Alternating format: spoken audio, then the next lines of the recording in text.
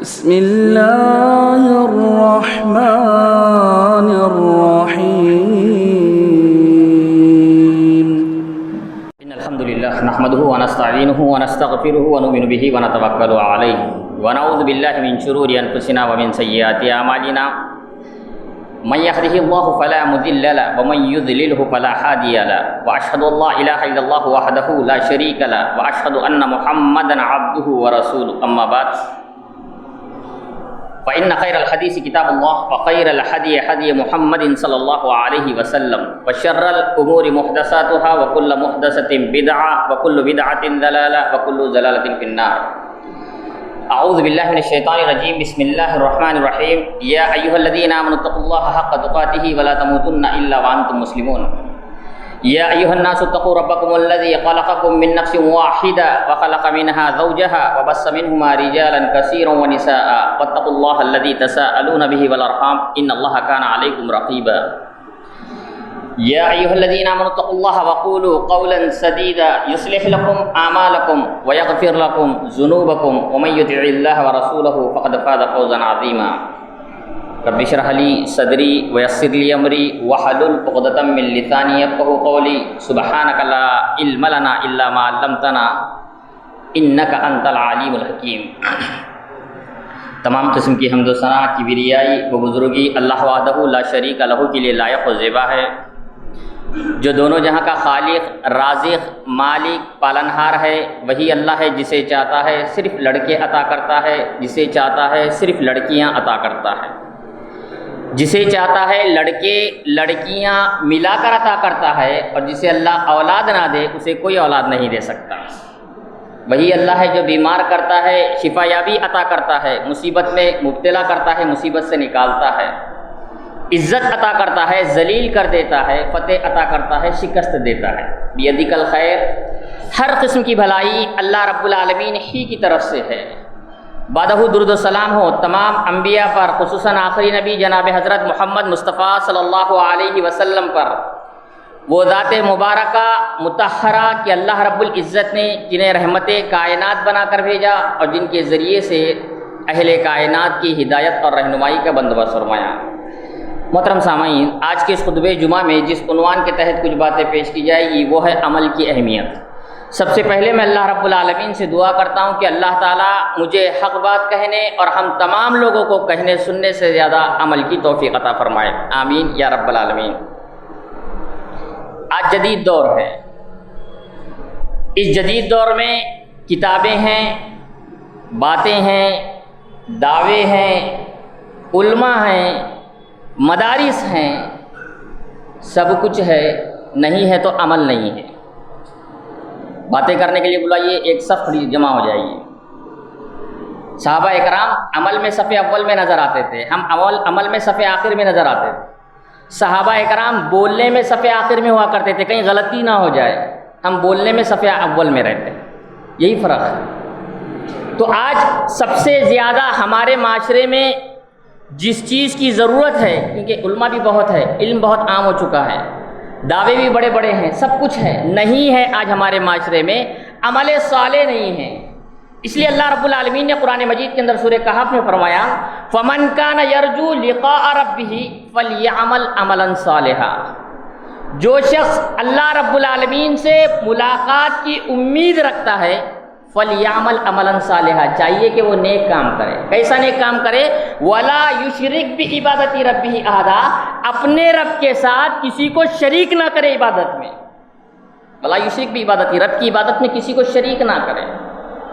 یہ بہت زیادہ ضروری ہے. جس انسان کو یہ عقیدہ ہو کہ مجھے ایک دن مرنا ہے، اللہ رب العالمین کے سامنے کھڑا ہونا ہے، ایک ایک اعمال کا حساب دینا ہے، اور جس کے دل میں اللہ کا ڈر اور خوف ہوگا وہ عمل صالح کرے گا. عمل صالح کہتے کسے؟ یہ بھی ایک اہم مسئلہ ہے.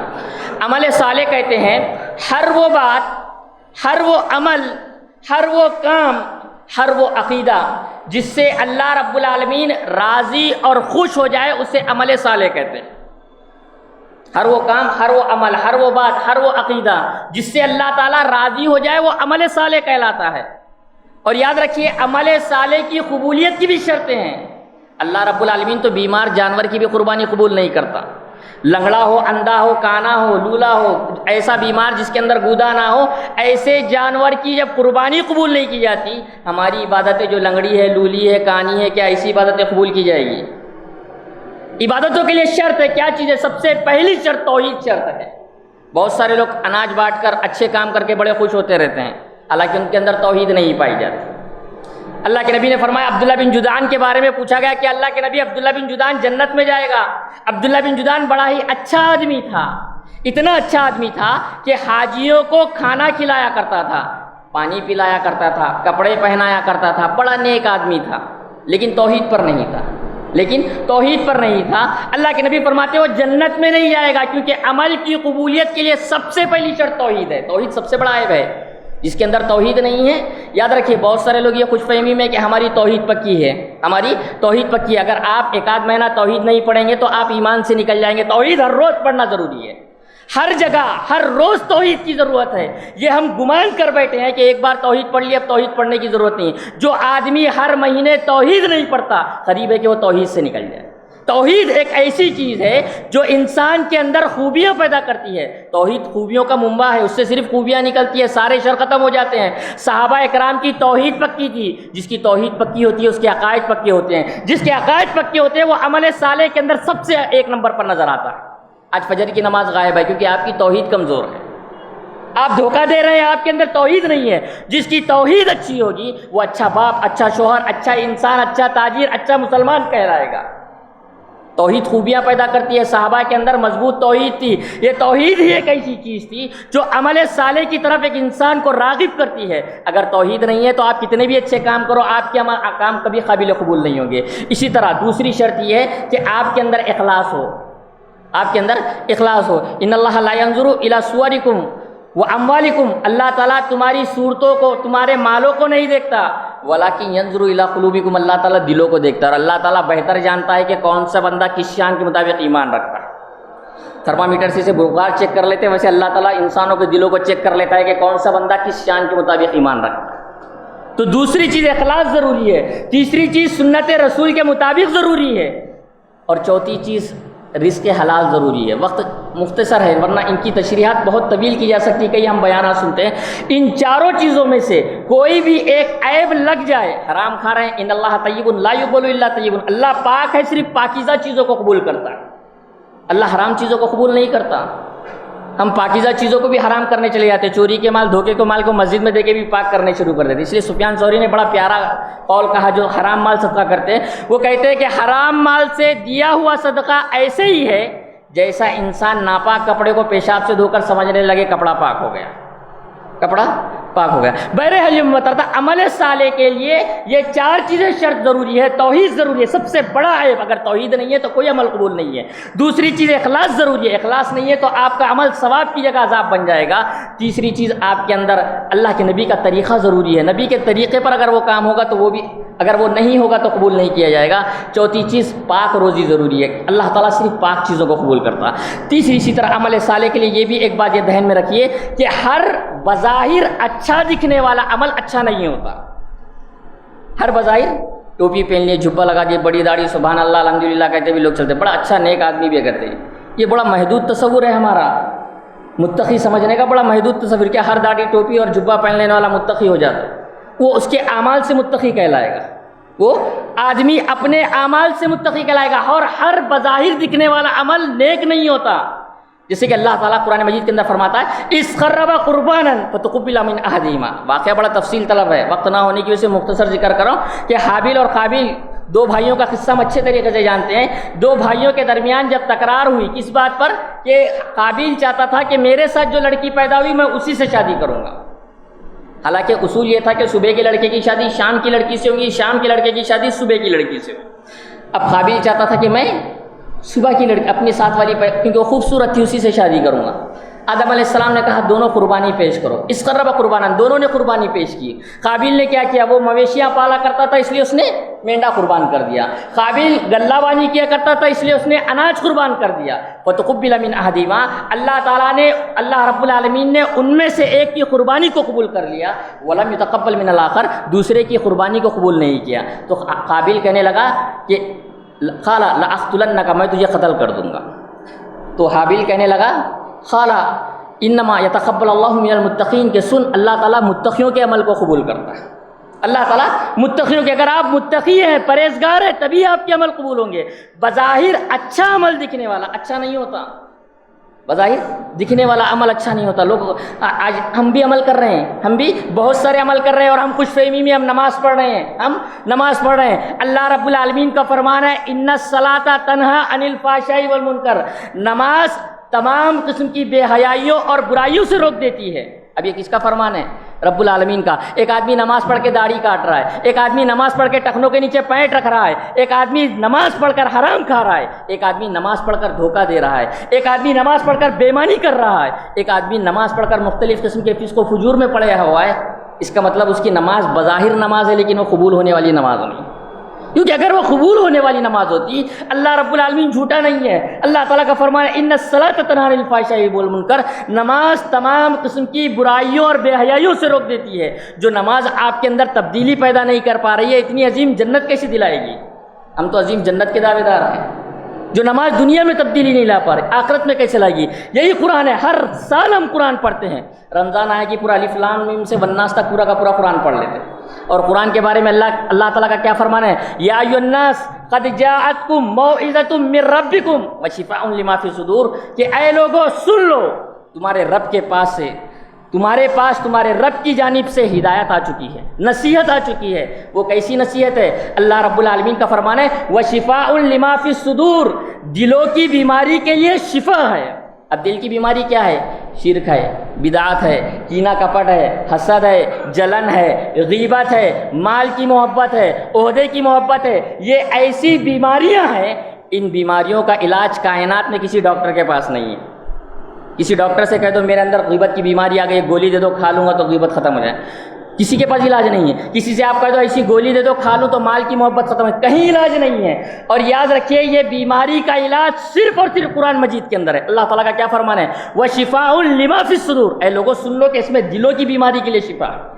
اور دلوں کی بیماری یہ ایسی بیماری ہے جو جسمانی بیماری سے زیادہ خطرناک ہے، کیونکہ جب جسمانی بیماری ہوتی ہے تو انسان ہلاک ہوتا ہے، جسمانی بیماری ہوتی ہے انسان ہلاک ہوتا ہے، اور جب دل بیمار ہوتا ہے تو قوم و ملت ہلاک و برباد ہو جاتی ہے، گھر اور معاشرہ ہلاک و برباد ہو جاتا ہے، تنظیمیں اور کمیٹیاں برباد ہو جاتی ہے۔ کیونکہ جب دل کے اندر بیماری پیدا ہوتی ہے، دل کے اندر بیماری پیدا ہوتی ہے تو سب کچھ تہس نہس اور فساد برپا ہو جاتا ہے۔ اللہ رب العالمین کا فرمان ہے لوگوں سن لو، تمہارے رب کے پاس تمہاری جانب سے نصیحت آ چکی ہے، وشفاء لما فی الصدور، دلوں کی بیماری کے لیے شفا ہے، مکمل شفا ہے۔ اب ہر سال قرآن پڑھ رہے ہیں، وہی دھوکہ، وہی جھوٹ، وہی غیبت، وہی مال کی محبت، وہی بیماریاں دلوں میں موجود ہیں۔ بظاہر تو ہم عمل کر رہے ہیں، لیکن وہ عمل ہمیں فائدہ نہیں پہنچا رہا ہے۔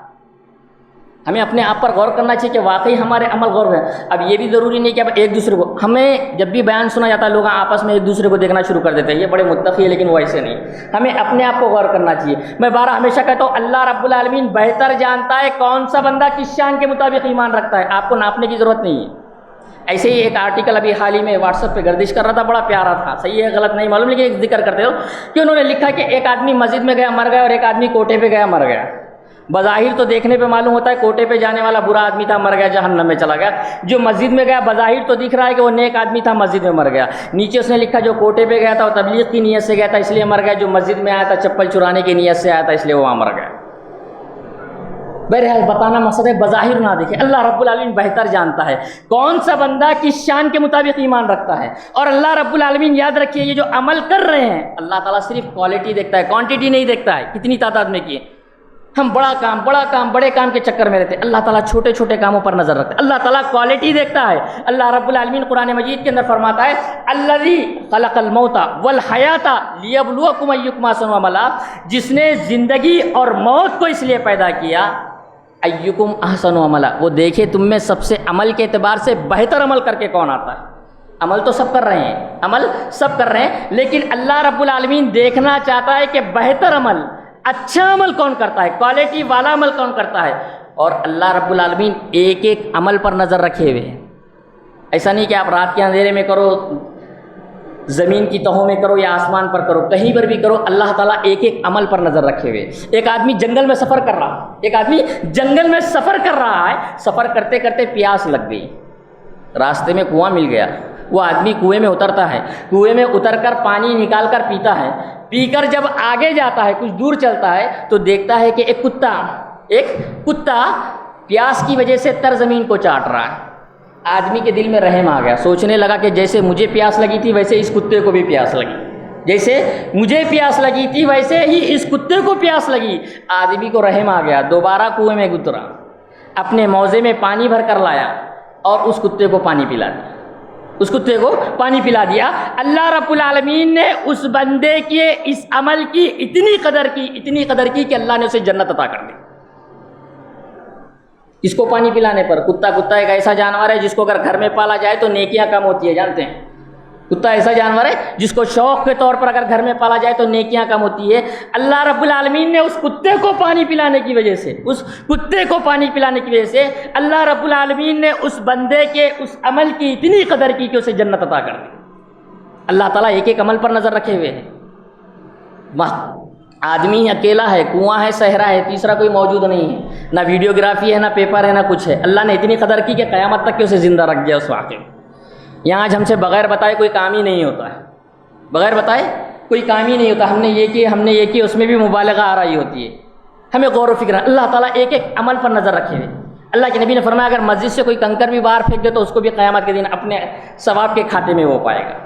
ایک ایک اللہ تعالیٰ اتنی قدر کرتا ہے۔ اللہ کے نبی فرماتے اگر کوئی بندہ سبحان اللہ الحمدللہ کہتا ہے اللہ تعالیٰ اس کے میزان کو بھر دیتا ہے، اتنا اللہ تعالیٰ قدر کرتا ہے۔ اللہ ایک ایک عمل پر نظر رکھے ہوئے۔ حضرت حذیفہ بن یمان رضی اللہ تعالیٰ عنہ کہتے ہیں اللہ کے نبی نے فرمایا بنی اسرائیل میں ایک شخص تھا، جب ملک الموت اس کی روح نکالنے کے لیے آئے تو کہا کہ تم نے کوئی نیک کام کیا ہے؟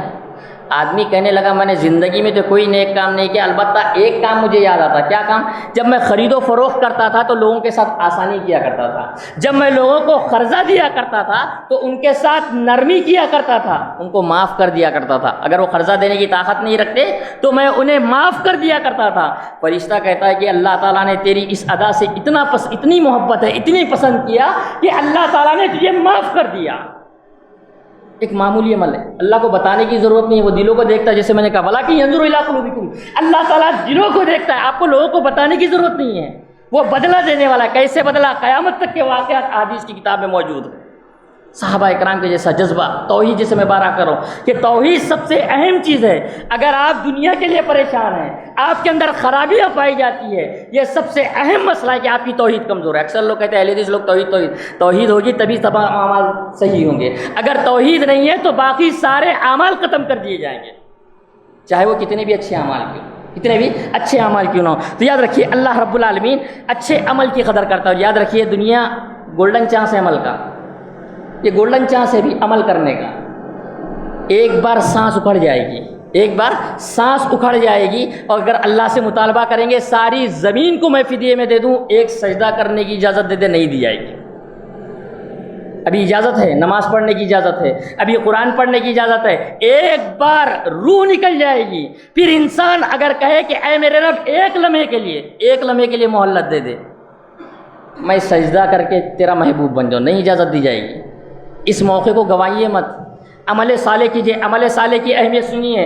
حضرت انس رضی اللہ تعالیٰ عنہ کہتے ہیں قال رسول اللہ صلی اللہ علیہ وسلم، عمل صالح کی سب سے بڑی اہمیت سمجھیے اللہ کے نبی نے کیا فرمایا، یتبع المیت ثلاثۃ، میت کے ساتھ تین چیزیں چلتی ہے، یرجع اثنان، دو چیزیں واپس لوٹ آتی ہے، ویبقى واحد، ایک چیز اس کے ساتھ رہ جاتی ہے۔ آپ نے کیا فرمایا، یتبعہ اہلہ ومالہ وعملہ، میت کے ساتھ تین چیزیں چلتی ہے۔ کون کون سی چیزیں چلتی ہے؟ اہل و عیال چلتے ہیں، بیوی بچے سب چلتے ہیں، مال چلتا ہے، دنیا میں جو گاڑیوں پہ گھما کرتا تھا وہ گاڑیاں بھی ساتھ میں چلتی ہے، وہ عملہ، اور اس کا عمل بھی ساتھ چلتا ہے۔ اللہ کے نبی فرماتے فیرجع اثنان، دو چیزیں لوٹ آتی ہے، کون کون سی؟ اہلہ، اہل و عیال بھی لوٹ آتے ہیں، ومالہ، مال بھی لوٹ آ جاتا ہے، ویبقى عملہ، اللہ کے نبی فرماتے ہیں عمل باقی رہتا ہے۔ سوچئے، اپنی زندگیوں پر موازنہ کیجئے کہ ہمارے پاس کوئی ایسا عمل ہے بنی اسرائیل کا ایک تفصیل طلب واقعہ مختصر خالی اشارہ کرتے چلو، ہم بارہا سنتے ہوں گے کہ بنی اسرائیل کے 3 آدمی غار میں قید تھے. بڑا تفصیل واقعہ ہے، ایک اشارتاً ایک نقطہ ذکر کرنا اس لیے ذکر کرو. بنی اسرائیل میں 3 آدمی جب غار میں پناہ لیے تھے، تینوں آدمی نے اپنے اپنے نیک اعمال کے وسیلے سے دعا کی تھی، نیک اعمال کے وسیلے سے دعا کی تھی. اس واقعے سے ایک سب سے اہم بات پتہ چلتی ہے کہ نیک اعمال سے ایک وسیلے سے دعا کر سکتے ہیں. اب اگر سوچئے آپ 50 سال سے 20 سال سے 30 سال سے عبادت کر رہے ہیں، اب اگر آپ کسی مصیبت میں پھنس جاتے ہیں اور اگر آپ کو اللہ کو پکارنا ہے کہ اللہ تعالیٰ فلاں دن میں نے تیرے لیے یہ نیک کام کیا تھا، تو آپ کے پاس ایسا کوئی عمل ہے جس کے وسیلے سے آپ دعا کر سکے کہ اے اللہ فلاں دن میں نے خالص نیت سے تیرے لیے یہ عمل کیا تھا، اے اللہ تعالیٰ اس عمل کے بدلے تو مجھے نجات دے دے. اپنی زندگیوں میں پچھلے نظر دوڑائیے، ہر جگہ کہیں نہ کہیں کرپشن نظر آئے گا. نمازوں میں کرپشن، روزوں میں کرپشن، ہر جگہ کرپشن نظر آئے گا. اپنے اعمال کا جائزہ لیجئے. کیا آج ہمارے پاس ایسے عمل ہیں کہ اگر آج مر جائیں گے تو کیا اللہ رب العالمین کے سامنے کھڑے ہو کر یہ جواب دے سکیں گے کہ اے میرے رب میں کچھ اچھے عمل کر کے آیا ہوں؟ ہر آدمی کو معلوم ہے کہیں نہ کہیں میرے اعمال میں کھوٹ، کہیں نہ کہیں میرے اعمال میں کھوٹ. اپنے اعمال کی اصلاح کیجیے. یاد رکھیے قبر میں، حشر میں، ہر جگہ کام آنے والی چیز اعمال صالحہ ہے. قبر میں کوئی رشوت نہیں چلے گی، قبر میں کوئی عہدہ نہیں چلے گا، قبر میں کوئی سیٹنگ نہیں چلے گی. وہاں چلے گا تو عمل چلے گا. جس کا عمل ہوگا اس کے ساتھ بہتر عمل ہوگا، اس کے ساتھ بہتر معاملہ کیا جائے گا. عمل کی اہمیت سمجھیے. جہاں کوئی چیز کام میں نہیں آتی وہاں پر عمل یہ جو چیز ہے کام آتی ہے. اسی طرح یاد رکھیے عمل صالح کرنا بھی ایک بہت بڑی نعمت ہے. اللہ کے نبی صلی اللہ علیہ وسلم فرماتے ہیں اللہ رب العالمین جب کسی بندے کے ساتھ بھلائی کا ارادہ کرنا چاہتا ہے، اللہ تعالیٰ جب کسی بندے کے ساتھ بھلائی کا ارادہ کرنا چاہتا ہے تو اللہ تعالیٰ اس کو کام میں لگا دیتا ہے. اللہ تعالیٰ اس کو کام میں لگا دیتا ہے. صحابہ کرام پوچھتے ہیں اللہ کے نبی کیسے کام میں لگا دیتا ہے؟ اللہ کے نبی صلی اللہ علیہ وسلم فرماتے ہیں اللہ تعالیٰ اس کو نیک اعمال کرنے کی توفیق عطا کرتا ہے. اللہ تعالیٰ جب بھلائی کا معاملہ کرنا چاہتا ہے نیک اعمال کی توفیق عطا کرتا ہے. اسی طرح محترم عزیز سمجھے اعمال صالحہ کی اتنی بڑی اہمیت ہے. جو بندہ اعمال صالحہ کرتا ہے جنت کی مہمانی اسے نوازی ہے، اعلیٰ جنت کی. اللہ تعالیٰ کا فرمان ہے ان الذین آمنوا وعملوا الصالحات کانت لہم جنات الفردوس نزلا.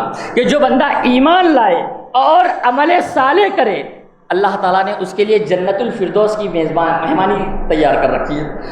اللہ کے نبی صلی اللہ علیہ وسلم نے فرمایا کہ جب بھی مانگو تو جنت الفردوس کا سوال کرو، جنت الفردوس کا سوال کرو. تو یاد رکھیے عمل صالح کا یہ بھی ایک بہت بڑا فائدہ ہے. اسی طرح عمل صالح کا یہ بھی ایک بہت بڑا فائدہ ہے. اللہ تعالیٰ قرآن مجید کے اندر فرماتا ہے من عمل صالحا من ذکر او انثی، جو بھی کوئی نیک کام کرے، من ذکر او انثی، چاہے آدمی نیک کام کرے یا عورت نیک کام کرے، وہو مومن، شرط یہ کہ ایمان والا ہو، شرط یہ کہ ایمان والا ہو، فلنحیینہ حیاتا طیبہ، ہم اس کو پاکیزہ زندگی عطا کریں گے. کیسی زندگی؟ پاکیزہ. اب اپنی زندگیوں پہ غور کیجئے کتنی پاکیزہ ہے. سمجھ میں آ جائے گا کہ اعمال کتنے اچھے ہیں، کتنی پاکیزہ ہے. ہر آدمی پریشان، ہر آدمی پریشان ہے، ہر آدمی کسی نہ کسی مصیبت میں پریشان ہے، اور ہر آدمی یہ سمجھتا ہے کہ میری جو مصیبت ہے وہ سب سے بڑی مصیبت ہے، دوسروں کی مصیبت ہی نہیں ہے. جبکہ اللہ کا فرمان ہے کہ جو بھی کوئی نیک کام کرے گا، جو بھی کوئی نیک کام کرے گا ہم اسے پاکیزہ زندگی عطا کریں گے. مسئلہ یہ ہے کہ شیطان نے ذہنوں میں ڈال دیا ہے نیک بنو گے تو بھوکے مر جاؤ گے، نیک بنو گے تو نہ لڑکی ملے گی نہ نوکری ملے گی. داڑھی اسی لیے تو بہت سارے لوگ نہیں رکھتے ہیں. داڑھی شادی کے بعد لوگ بہت سارے لوگ رکھتے ہیں کہ کہیں کہیں رشتے بھی ٹھکرا دیے جاتے ہیں، رشتے بھی بہت ساری کمپنیوں میں نوکری نہیں ملتی. اس لیے امام ابن قیم رحمہ اللہ داڑھی کے تعلق سے کہتے ہیں کہ یہ داڑھی جو ہے ڈر، ہیبت، خوف اور جلالت کی علامت ہے. اسی لیے تو عورتوں اور بچوں کے چہرے پر داڑھی نہیں آتی کیونکہ ان کے چہرے معصوم ہوتے ہیں، ان کے چہرے معصوم ہوتی. داڑھی کی اہمیت ہم اچھے طریقے سے جانتے ہیں. ٹرین میں جو لوگ زبردستی پیسے مانگتے ہیں داڑھی والوں کو نہیں مانگتے. ٹرین میں جو لوگ زبردستی پیسے مانگتے ہیں داڑھی والوں کو نہیں مانگتے. اکثر ٹرافک والے بھی کبھی داڑھی والوں کو نہیں روکتے. داڑھی والا بیٹھ جائے تو لوگوں کے دلوں میں ڈر اور خوف پیدا ہو جاتا ہے، ڈر اور خوف پیدا ہو جاتا ہے. یہ علامت ہے. آج کتنے افسوس کی بات، شیطان نے یہ ذہن میں ڈال دیا ہے. دنیا کا گلیمر اس قدر چھا چکا ہے کہ ہم کتاب و سنت کی تعلیمات کو بالکل بھول چکے ہیں. تو اللہ تعالیٰ کا تو فرمان جو کوئی نیک کام کرے، جو کوئی نیک کام کرے چاہے آدمی ہو یا عورت ہو، فلنحیینہ حیاتا طیبہ، ہم اس کو پاکیزہ زندگی عطا کریں گے. یاد رکھیے پاکیزہ زندگی چاہیے تو نیک کام کرنا ضروری ہے. آج کتنے بزرگ حضرات ہیں راتوں کو نیند نہیں آ رہی، بی پی شوگر ہو چکا ہے، چھتوں کو دیکھ کر زندگی گزار رہے ہیں، چھتوں کو دیکھ کر زندگی گزار رہے ہیں. نہ دن میں چین ہے نہ رات میں چین ہے. اللہ رب العالمین کا کیا فرمان ہے، الا بذکر اللہ تطمئن القلوب. سن لو صرف اللہ کے ذکر میں اطمینان ہے، کہیں اور اطمینان نہیں. اطمینان کہاں ہے؟ اللہ کے ذکر میں. کتنے لوگ قرآن مجید پڑھتے ہیں، کتنے لوگ اس پر عمل کرنے کی نیت سے پڑھتے ہیں. بڑے افسوس کی بات ہے، قرآن پر سب سے زیادہ ظلم کرنے والے بھی ہم لوگ۔ کبھی پھر موقع ملا تو میں ذکر کیسے ظلم کیا جاتا ہے۔ بہرحال آج اگر اطمینان چاہتے ہیں تو اللہ کا ذکر کیجئے۔ سفیان بن عیینہ رحمہ اللہ کے بارے میں آتا ہے کہ مسجد حرام میں بیٹھ کر سوکھی روٹی کے ٹکڑے پانی میں بھگا کر کھا رہا ہے، سوکھی روٹی کے ٹکڑے پانی میں بھگا کر کھا رہے ہیں، سامنے شاگرد بیٹھا ہے، کہنے لگا امام صاحب آپ اتنے بڑے امام ہیں اور سوکھی روٹی کے ٹکڑے کھا رہے ہیں، اور بادشاہوں کو دیکھیے کیسے عیش و عشرت میں رہ رہے ہیں، بادشاہ کیسے عیش و عشرت میں رہ رہے ہیں۔ تو سفیان بن عیینہ نے بڑا پیارا جواب دیا، کیا کہا؟ انہوں نے کہا کہ اللہ رب العالمین نے ہمارے دلوں میں جو اطمینان اور سکون رکھا ہے، اللہ نے ہمارے دلوں میں جو اطمینان اور سکون رکھا ہے، اگر اس اطمینان اور سکون کا علم بادشاہوں کو ہو جائے تو وہ فوج کے ساتھ ہمارے ساتھ جنگ کریں، فوج کے ساتھ ہمارے ساتھ جنگ کریں گے۔ تو یاد رکھیں ہمارے لیے ضروری ہے کہ ہم عمل صالح جتنا کریں گے اتنا فائدہ مند ہے، اتنا سکون ہوگا۔ آج ہم عمل صالح کے لیے کتنا سنجیدہ ہے، دکان کے لیے بڑے سنجیدہ ہیں، دکان اگر نہیں چلتی ہے تو اسٹاف بدل دیتے ہیں، یہ کاروبار نہیں چل رہا ہے تو کاروبار بدل دیتے ہیں، یہ جگہ پہ نہیں چل رہا ہے تو دوسری جگہ بدل دیتے ہیں۔ عمل صالح نہیں آ رہا ہے تو کتنے لوگ ہیں جو واعظ کی مجلسوں میں پابندی سے آتے ہیں، کتنے لوگ علماء سے رابطہ رکھتے ہیں، کتنے لوگ قرآن مجید کا مطالعہ کرتے ہیں۔ کیا کبھی ہم سنجیدہ ہوئے ہیں؟ دنیاوی معاملات میں تو ہم بڑے سنجیدہ ہیں، ایک دوسرے سے بڑھ کر، انہوں نے پلاٹ لیا مجھے بھی پلاٹ لینا چاہیے، اس نے گاڑی لیا مجھے بھی گاڑی لینا چاہیے، اس نے فارم ہاؤس بنایا مجھے بھی فارم ہاؤس بنانا چاہیے۔ ہم کبھی نہیں سوچتے وہ تہجد پڑھتا ہے تو میں بھی تہجد پڑھ لوں، وہ برابر پابندی سے نماز کے لیے آتا ہے میں بھی نماز کے لیے آ جاؤں۔ ہمارے اندر جذبہ ہی نہیں ہے، کیونکہ شیطان بھی جو ہے بڑا عیار اور مکار ہے، شیطان عیار اور مکار ہے۔ کیسے کرتا ہے؟ جب نماز اذان ہوتی ہے تو انسان سوچتا ہے ارے ابھی تو یہاں کی اذان ہوئی، وہاں کی مسجد میں پڑھ لیں گے، پھر وہاں کی مسجد میں اذان ہوتی ہے ابھی تو 15 منٹ ہے، دکان بند کر کے کیسے ہے، پھر بعد میں پڑھ لیں گے۔ پھر جب نماز ختم شروع ہو جاتی ہے تو کہتا ہے اکیلے بھی تو پڑھ سکتے ہیں، پھر اکیلے پڑھنے کا جب وقت آتا ہے تو شیطانی ذہن میں ایک آدھ بار نہیں پڑھے تو کیا جا رہا ہے، اتنے لوگ نہیں پڑھ رہے ہیں نا، اپن ایک آدھ دو تین تو نماز ہم پڑھ رہے ہیں، 2-3 نمازیں پڑھ رہے ہیں، ایسے مختلف قسم کے وسوسے ذہن میں ڈالتا ہے اور انسان نماز کو غارت کر دیتا ہے، تھوڑے سے فائدے کے لیے نماز کو غارت کر دیتا ہے۔ کبھی دکان پر کسٹمر آ جائے تو نماز کو چھوڑ دیتا ہے، جو سب سے بڑا فائدہ ہے۔ کیا ہم حی علی الصلاۃ حی علی الفلاح کہتے ہیں، آؤ نماز کی طرف، آؤ کامیابی کی طرف۔ کامیابی یہی ہے، تھوڑا سا کرایہ کتنا فائدہ دے گا، 500-1000 روپے سے زیادہ فائدہ نہیں دے گا، لیکن اتنے سے فائدے کے لیے اتنے خیر کثیر سے ہم محروم ہو جاتے ہیں، کیونکہ ہمارے دلوں میں جذبہ نہیں ہے نماز۔ اس لیے میں کہہ رہا ہوں کہ نماز پڑھنے کے بعد ہمارے اندر تبدیلیاں واقع نہیں ہو رہی ہے تو اس کا مطلب ہماری نماز عمل صالح کہلانے کا حق نہیں رکھتی۔ عمل صالح وہی ہے جو انسان کے اندر تبدیلی لائے، جو انسان کے ایمان کو بڑھائے، انسان کے ایمان کو تقویت دے، وہ عمل صالح کہلاتا۔ آج عمل صالح نہیں ہونے کی وجہ سے ہر جگہ مار کھا رہے ہیں، ہر جگہ پریشانیاں اور مصیبتیں ہمارے اوپر آ رہی ہے۔ ہم دین کے لیے بالکل سنجیدہ نہیں، اپنے آپ پر خود عمل کرنے کے لیے ہر چیز کے لیے سنجیدہ ہے۔ گھر میں شادی ہے تو بڑے سنجیدہ ہوتے ہیں، شادی کا کارڈ وہاں تک لے جانا ہے، نظام آباد تک لیا کر دینا ہے، تروپتی تک لیا کر دینا ہے۔ ہمارے سب کے پاس توحید کا کارڈ بھی رکھا ہوا ہے، توحید کا کارڈ بھی گھر گھر جا کے جانا ہے۔ کتنے لوگوں نے اللہ رب العالمین کی توحید کو پھیلانے کی کوشش کی۔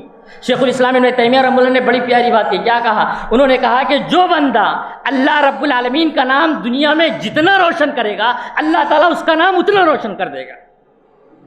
اور ہم اللہ کی مدد کرنے کے لیے تیار نہیں، اللہ کے دین کی مدد کرنے کے لیے تیار نہیں۔ اللہ کا فرمان ہے ان تنصروا اللہ ینصرکم، اگر تم اللہ کی مدد کرو گے تو اللہ تمہاری مدد کرے گا۔ آپ اللہ کی مدد کرنے کے لیے تیار نہیں اور اللہ کی مدد کا انتظار کیے بیٹھے، بڑے افسوس کی۔ تو ہمیں کوشش کرنا چاہیے، سب سے پہلے ہمیں اپنے اندر عمل صالح لانے کا کرنے کا جذبہ پیدا کرنا چاہیے۔ صحابہ اکرام کو ایسے تقریریں سنانے کی ضرورت نہیں پڑتی تھی رات بھر گھنٹے بھر، بلکہ صحابہ اکرام کا جذبہ کیا تھا؟ ایسے حدیث سنے ادھر عمل کرے۔ حضرت خریم اسدی رضی اللہ تعالیٰ عنہ کے بارے میں آتا ہے، ایک مرتبہ اللہ کے نبی نے کہا خریم اسدی رضی اللہ تعالیٰ عنہ بڑے اچھے آدمی ہیں، ان کے اندر 2 خرابیاں ہیں۔ کون سی خرابیاں ہیں؟ ان کے بال ذرا لمبے ہیں اور ٹخنے کے نیچے پینٹ ہے، ٹخنے کے نیچے پینٹ ہے۔ جیسے ہی ان کو پتہ چلا فوراً قینچی لی، بال کاٹ دیے، فوراً قینچی لی، ٹخنے کے نیچے پینٹ کاٹ دیے۔ اب یہ پورا بیان سن کے جانے کے بعد بھی کوئی آدمی ٹخنے کے نیچے پینٹ بھی نہیں کاٹے گا اور کوئی آدمی داڑھی رکھنا شروع بھی نہیں کرے گا، کیونکہ بیان بڑا اچھا لگتا ہے، آنکھ سے آنسو نکلتے ہیں، دل ہلتے ہیں، روتے ہیں، باہر نکل کے وہی بے ڈنگی چال ہوتی ہے جو پہلے تھی اب بھی قائم۔ ہمیں بیان سننے، میں یہ بھی یاد رکھیے کہ جب بیان سننے کے لیے آ رہے ہیں تو یہ نیت سے آئیے کہ ہم سننے اور سمجھنے کی نیت سے آئیں، کیونکہ عبادت کے اندر نیت کا بہت بڑا اثر ہے۔ جو آدمی اگر ٹائم پاس کے لیے آیا ہے تو اس کے اوپر بیان کا اثر نہیں ہوگا. جو صرف ایسے ہی لے آیا سنے ٹائم پاس کرے چلے جائیں. شیخ صالح عثیمین رحمہ اللہ نے بڑی پیاری بات کہی نیت کے تعلق سے کہ ایک ہی کلاس میں ایک ہی جگہ پر ایک ہی استاد کے پاس کئی بچے پڑھتے ہیں لیکن ہر دوسرے بچے میں زمین و آسمان کا فرق ہوتا ہے. کوئی بچہ پہلے نمبر پر آتا ہے, کوئی فیل ہو جاتا ہے, کوئی بیچ میں آتا ہے. تو انہوں نے کیا کہا کہ یہ بچوں کی نیتوں کی وجہ سے ہوتا ہے. جو بچہ پڑھنے کی نیت سے آتا ہے وہ پہلے نمبر پر آ جاتا ہے, جو کھیلنے اور ٹیچروں کو ستانے کی نیت سے آتا ہے وہ فیل ہو جاتا ہے, جو ایسے ہی چلا جو جس نیت سے آیا اسی نیت کے مطابق جاتا ہے. اسی طرح جو جمعہ میں جس نیت سے آیا اسی نیت کے مطابق اس پر خطبے کا اثر ہوگا.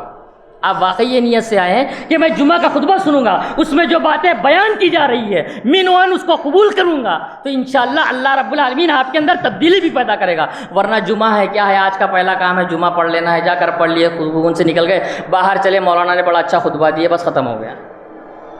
آپ عمل کی نیت سے آئیے. جو بھی باتیں سنی کم سے کم ایک بات کی تو میں عمل کروں, ایک بات اپنے اندر تبدیلی لائیے. آپ کے اپنے عقیدے کو مضبوط کیجئے, آپ کے اپنے عمل کو مضبوط کیجئے. اس طرح مضبوط کیجئے کہ لوگ آپ کو دیکھ کر ایمان لے آئیں.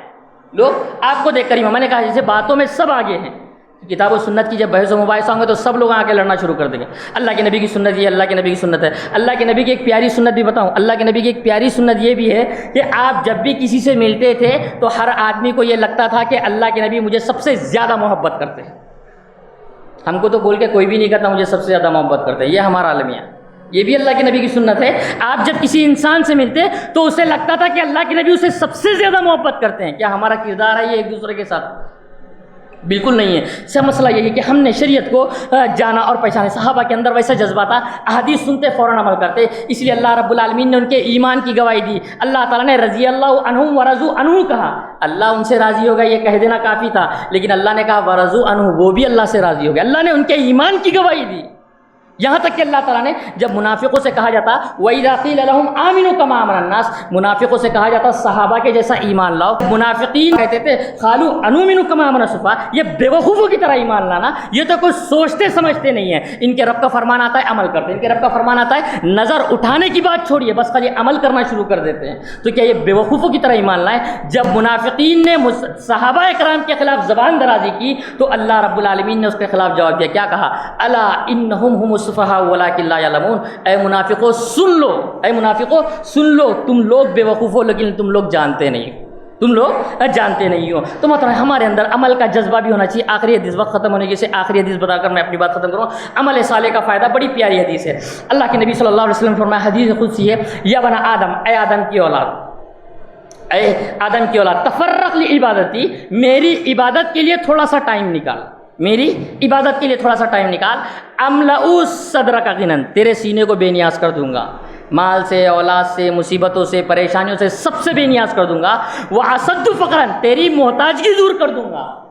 آگے اللہ فرما رہا ہے وَإِن لَمْ تَفْعَلْ, اے ابن آدم اگر تو نے ایسا نہیں کیا, میری عبادت کے لیے ٹائم نہیں نکالا, املؤ یدک شغلاً, تیرے ہاتھوں کو کاموں سے بھر دوں گا.